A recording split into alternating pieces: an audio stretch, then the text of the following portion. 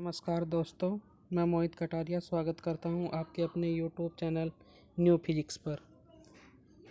सभी दोस्तों को बहुत बहुत बधाई कि 1 साल के अंदर दूसरा विज्ञापन उत्तर प्रदेश माध्यमिक शिक्षा चयन बोर्ड ने जारी किया है।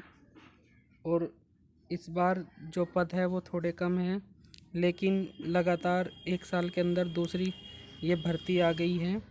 और जो अभ्यर्थी 2021 के विज्ञापन में रह गए थे, उनके लिए 2022 का विज्ञापन आ गया है टीजीटी के लिए और पीजीटी के लिए भी।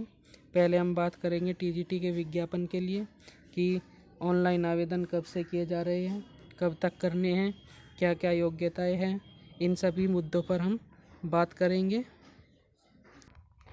परीक्षा केंद्र कहाँ कहाँ बनाए गए हैं और क्या क्या क्वालिफ़िकेशन हैं, कितने पद किस सब्जेक्ट में हैं, उन सभी पर बात करेंगे। तो शुरू करते हैं वीडियो। तो ये उत्तर प्रदेश माध्यमिक शिक्षा सेवा चयन आयोग द्वारा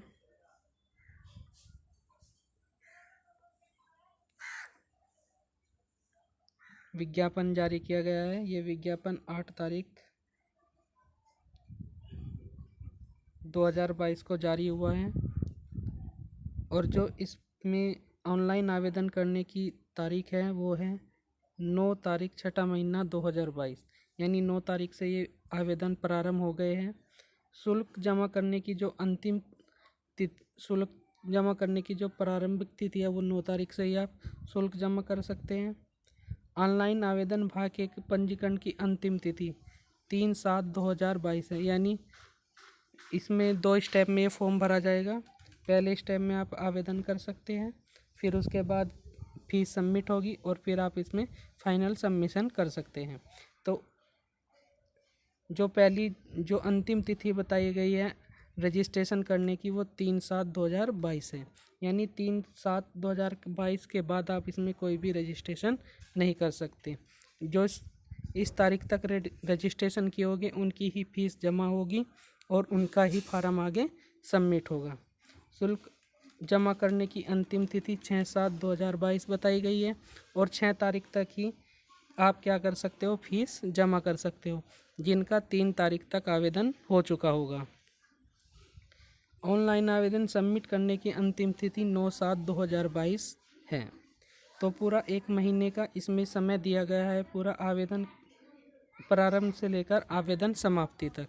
तो 1 महीने का समय आपके पास है और इसमें आप आवेदन कर सकते हैं।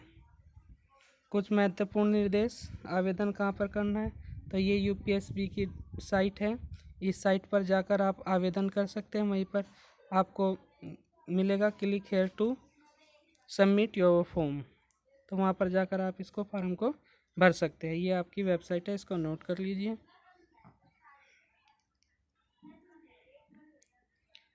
और एक पॉइंट और इसमें दिया हुआ है कि स्नातक शिक्षक संवर्ग के प्रत्येक विषय के सापेक्ष एक ही आवेदन स्वीकार किया जाएगा, यद्यपि एक से अधिक विषय में पृथक प्रदन आवेदन कर सकते हैं।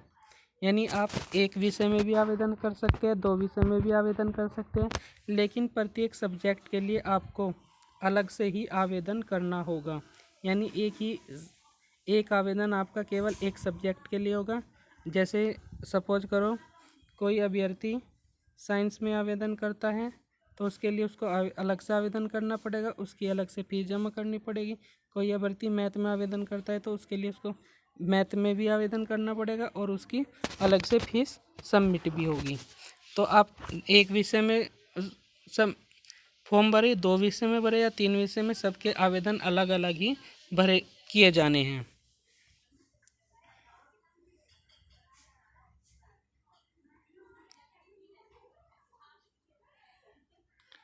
और आपका चयन किस तरह से होगा, आपका चयन मात्र लिखित परीक्षा के आधार पर होगा और परीक्षा में ऋणात्मक अंक नहीं हैं। यानी जो आपका एग्ज़ाम होगा उसमें जो आप केवल मेरिट के आधार, यानी जो आपकी लिखित परीक्षा होगी उसके मेरिट के आधार पर ही आपका चयन होगा और इसमें कोई भी ऋणात्मक अंक आपको नहीं दिया जाएगा।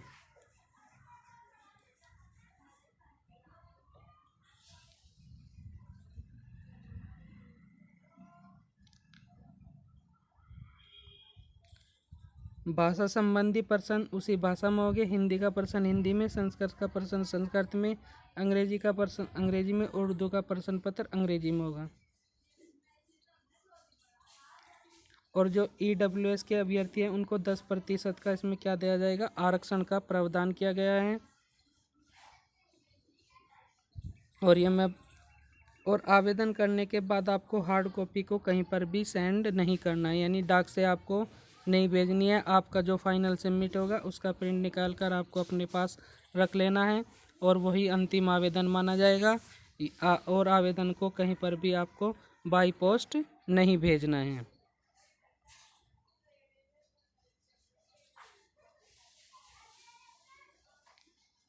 और ये सबसे महत्वपूर्ण पॉइंट है इसमें,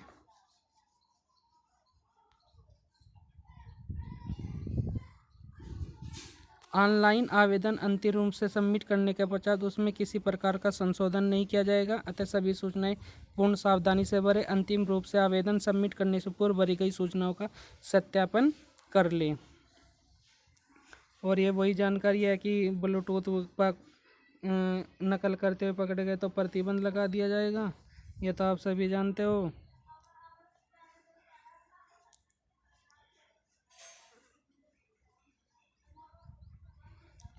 ये तो सब कुछ हो गया, शुल्क हो गया। और अब देख लेते हैं कि इस कैटेगरी को कितना शुल्क करना है। अनारक्षित सामान्य वर्ग यानी जनरल कैटेगरी को 700 रुपये आवेदन के और 50 रुपये ऑनलाइन प्रक्रिया के, तो कुल 750 रुपये देने हैं। EWS को 450, अन्य पिछड़ा वर्ग 750, अनुसूचित जाति 450 और अनुसूचित जनजाति 250 रुपये दे होगा। ये आपका शुल्क रहेगा इस परीक्षा के लिए। फ़ोटो 5 KB से 30 KB के मध्य होना चाहिए। फ़ोटो रंगीन होना चाहिए। फ़ोटो में आपके दोनों कान और आंखें स्पष्ट दिखी होनी चाहिए। इस तरह का आप फ़ोटो क्लिक करें और फ़ोटो न्यूनतम होना चाहिए। देखो ये लिखा है चश्मे पहनने पर आपकी आंखें साफ दिखाई देनी चाहिए। चेहरे के दोनों किनारे साफ दिखाई देने चाहिए। आंखें खुली हुई होनी चाहिए। मुंह बंद रहना चाहिए। तो ये सभी अपना फ़ोटो सबमिट करते हुए आपको ध्यान रखना है।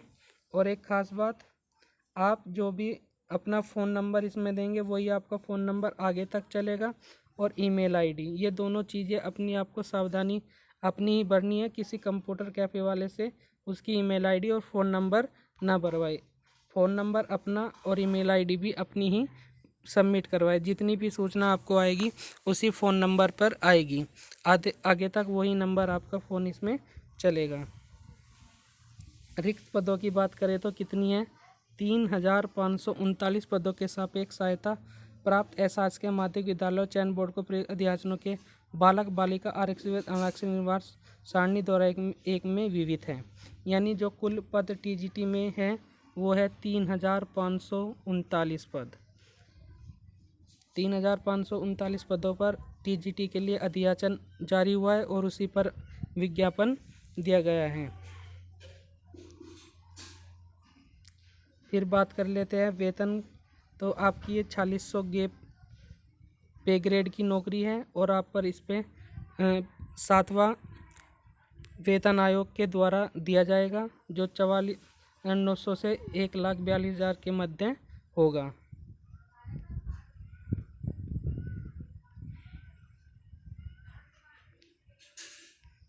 ये इम्पोर्टेंट पॉइंट है। परीक्षा केंद्र सभी जनपद मुख्यालय पर ही परीक्षा केंद्रों का निर्धारण किया जाएगा। अभ्यर्थी को कोई भी परीक्षा केंद्र आवंटित किया जा सकता है। परीक्षा केंद्र समय सारणियों अनुक्रमांक आदि की सूचना आपको यथासमय दी जाएगी। यानी जो आपके परीक्षा केंद्र होंगे वो जिला मुख्यालय पर ही बनाए जाएंगे, यानी किसी दूसरे ज़िले में आपका परीक्षा केंद्र नहीं होगा। जिस जिले के आप निवासी हो उसी ज़िले में आपके परीक्षा केंद्र बनाए जाएंगे। और इसमें नोट करके भी लिखा गया है कि अगर कोई अभ्यर्थी किसी अन्य परीक्षा केंद्र पर या किसी अन्य विषय पर परीक्षा देते हुए उसका मूल्यांकन नहीं किया जाएगा। भर्ती प्रक्रिया किस तरह से होगी, तो लिखित परीक्षा के आधार पर होगी। इसमें 500 अंकों का प्रश्न पत्र होगा, जिसमें 125 प्रश्न होंगे और प्रत्येक प्रश्न 4 अंक का होगा। और इसमें नेगेटिव मार्किंग नहीं की जाएगी। प्रश्न पत्र को हल करने की अवधि समय 2 घंटे के होंगे। सभी प्रश्न बहुविकल्पीय MCQ टाइप में होंगे। चयन हेतु मेरिट बनाई जाएगी, मेरिट के अनुसार ही उसके बाद जब आप परीक्षा हो जाएगी उसके पर मेरिट बनाई जाएगी, मेरिट के आधार पर आपका चयन होगा, फिर आपको संस्था आवंटित की जाएगी। फिर इसमें सामान्य निर्देश दे रखे हैं, ये कोई ज़रूरी नहीं है।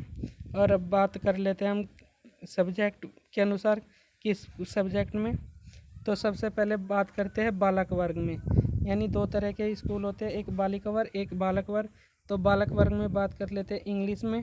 तो जनरल की 275 वैकेंसी, OB की 156, SC की 69, ST की 1, तो कुल मिलाकर 511 वैकेंसी है।